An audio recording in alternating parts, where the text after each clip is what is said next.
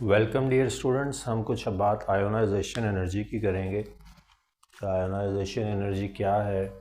Basically ये ability है किसी भी एलिमेंट की कि वो आयन फॉर्म करने की सलाहियत, पॉजिटिव आयन फॉर्म करने की सलाहियत रखता है या नहीं, और अगर रखता है तो एनर्जेटिकली फेवरेबल कितना है उसके वैलेंस शेल से इलेक्ट्रॉन को एक्सट्रैक्ट करवाना। इसी एनर्जी का नाम जो है वो आयोनाइजेशन एनर्जी है। अब इसको अगर हमने डिफ़ाइन करना है तो it is the ability of a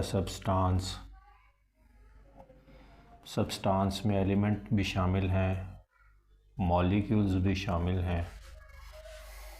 elements और मॉलिक्यूल्स न्यूट्रल होना ज़रूरी है, यानी कि उन पे चार्ज नहीं होगा। फिर जो है उनके वैलेंस शेल से इलेक्ट्रॉन एक्सट्रैक्ट करवाया जाएगा। Ability of a substance to form positive ions, तो यही जो है वो बाय डेफिनेशन इलेक्ट्रोनेगेटिविटी है। ग्रुप 1 का अगर हम एक एलिमेंट लें, ये लिथियम है, ग्रुप 1 का पहला मेंबर है। इसमें इसके वैलेंस शेल से अगर हम एक इलेक्ट्रॉन एक्सट्रैक्ट करवा लें और ये +1 का इलेक्ट्रोपॉजिटिव आयन फॉर्म कर दे, तो ये आयोनाइजेशन एनर्जी होगी इसकी, कि कितनी एनर्जी हमें सिस्टम को देनी पड़ी इसके वैलेंस शेल से इलेक्ट्रॉन को एक्सट्रैक्ट करवाने के लिए। ये वाली एनर्जी जो है ये आयोनाइजेशन एनर्जी कहलाती है। फिर पहला इलेक्ट्रॉन वैलेंस शेल से एक्सट्रैक्ट करवाया जाएगा तो वो फर्स्ट आयोनाइजेशन एनर्जी। जब सेकंड इलेक्ट्रॉन की बात आएगी एक्सट्रैक्शन की, वन आफ्टर द अदर, तो वो second ionisation energy and so on. तो इस तरह से ग्रेजुअली आयोनाइजेशन एनर्जीज़ की कैटेगराइजेशन है। लेकिन पॉइंट ये है कि पॉजिटिव आयंस फॉर्म करने की सलाहियत जो है ये हमें पता होनी चाहिए कि पीरियोडिक टेबल में इसके ट्रेंड्स क्या हैं। जो हमारी मेटल्स हैं, जो ग्रुप 1 की मेटल मैंने यहाँ लिखी है, इनकी आयोनाइजेशन एनर्जीज़ जो हैं ये वेरी लो हैं, यानी बहुत इजीली अपना वैलेंस शेल का इलेक्ट्रॉन लूज़ करके ये इलेक्ट्रोपॉजिटिव आयन फॉर्म कर देंगी। फिर जो ग्रुप 2 के एलिमेंट्स हैं, जैसे कि ये बेरिलियम मैंने लिखा है, तो ये भी बहुत आसानी से इलेक्ट्रोपॉजिटिव आयंस ये फॉर्म करती हैं। +2 नेचर के 2 इलेक्ट्रॉन्स जो हैं ये लूज़ कर देती हैं अपने वैलेंस शेल से और डाई पॉजिटिव आयन फॉर्म करती हैं। और इनकी जो इलेक्ट्रो आयोनाइजेशन एनर्जी की वैल्यू है वो भी लो है। लेकिन अल्कली मेटल्स जो हैं वो बहुत इजीली अपना वैलेंस शेल से इलेक्ट्रॉन को एक्सट्रैक्ट करवा देती हैं। ये ग्रुप 1 के मेंबर्स हैं और इनके वैलेंस शेल में एक इलेक्ट्रॉन है और इसको ये बहुत इजीली जो है वो लूज़ करके पॉजिटिव आयंस फॉर्म कर देते हैं। और ग्रुप 2 के एलिमेंट्स भी इजीली ही फॉर्म करते हैं, लेकिन अगर कंपैरिजन में बात करेंगे ग्रुप 1 से, तो फिर इनकी आयोनाइजेशन एनर्जी की वैल्यू ग्रुप 1 के एलिमेंट से रिलेटिवली हायर है, यानी ज़्यादा एनर्जी देनी पड़ेगी।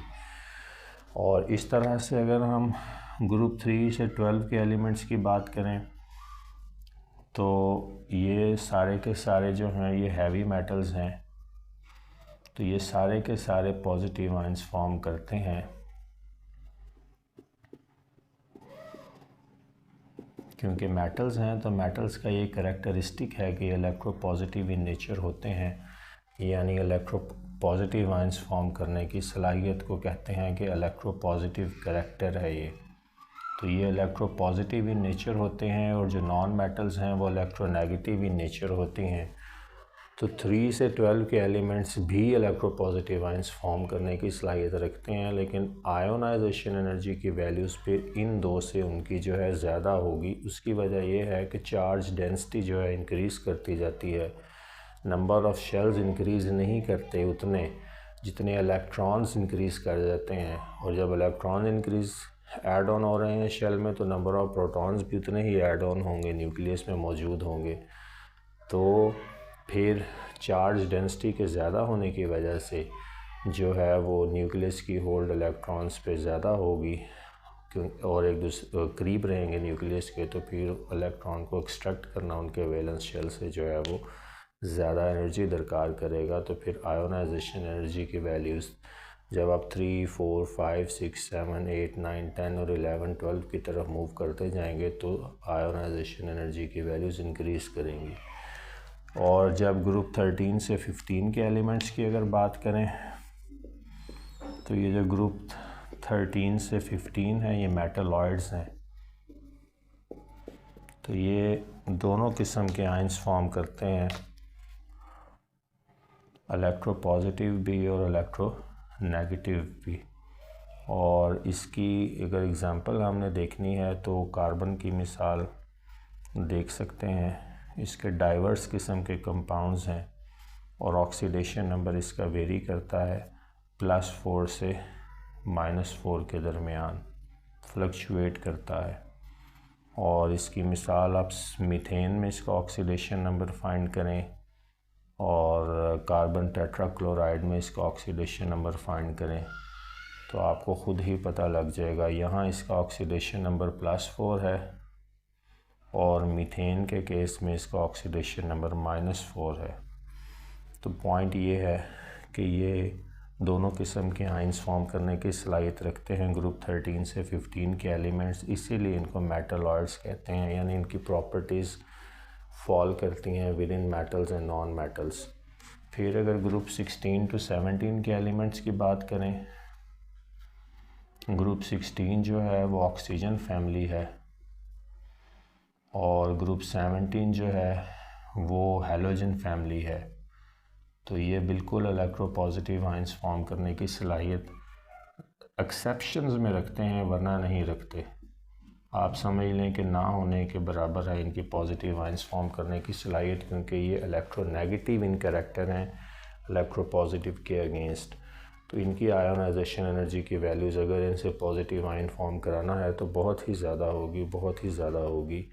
तो बहुत इसीलिए जो आयोनाइजेशन एनर्जी का ट्रेंड है वो लेफ़्ट टू राइट जो है ये वैल्यूज़ इंक्रीज़ करती जाती हैं। और जो ग्रुप 17 है ये मोस्ट इनकी आयोनाइजेशन एनर्जी की वैल्यूज़ जो है ये बहुत ज़्यादा हाई है। और ग्रुप 18 वाली तो वैसे ही नॉन रिएक्टिव हैं, तो वो ना पॉजिटिव आयन फॉर्म करती हैं ना नेगेटिव आयन फॉर्म करती हैं। तो हम अमूमन 17 ग्रुप तक की बात ही करते हैं जब हम प्रॉपर्टीज़ को डिस्कस करते हैं, ट्रेंड्स को डिस्कस करते हैं पीरियोडिक टेबल में। तो ये बात अब आयोनाइजेशन एनर्जी के कॉन्टेक्स्ट में क्लियर होनी चाहिए कि जो मेटल्स हैं और ग्रुप 1 की अल्कली मेटल्स हैं इनकी सबसे लीस्ट है, और जो ग्रुप 17 की नॉन मेटल्स हैं इनकी आयोनाइजेशन एनर्जी की वैल्यूज़ हाईएस्ट हैं। और डाउन द ग्रुप अगर हम इस ट्रेंड को हर ग्रुप में स्टडी करें तो जो सबसे छोटा एटॉमिक साइज़ होगा उनकी आयोनाइजेशन एनर्जी की वैल्यू जो है वो सबसे ज़्यादा होगी, क्योंकि न्यूक्लियस के करीब होगा उसका मदार, एक ही मदार होगा ज़्यादातर। और यूँ ही मदार बढ़ते चले जाएंगे नीचे डाउन द ग्रुप तो न्यूक्लियस की होल्ड वैलेंस शेल पे डिक्रीज़ करती जाएगी, तो आयोनाइजेशन एनर्जी की वैल्यू डिक्रीज़ करेगी डाउन द ग्रुप। जितना स्मॉल एटॉमिक साइज़ होगा, जितना small size of the atom होगा, उतनी आयोनाइजेशन एनर्जी की वैल्यू ज़्यादा होगी। और जब आप जब शेल्स इंक्रीज़ करते जाएंगे, न्यूक्लियस से होल्ड कम होती जाएगी, तो आयोनाइजेशन एनर्जी की वैल्यूज़ डिक्रीज़ करती जाएंगी, क्योंकि वैलेंस शेल पे होल्ड भी कम होगा न्यूक्लियस का। सो आयोनाइजेशन एनर्जी जो है वो decreases down the group and the values of ionization energies increases from left to right in a period.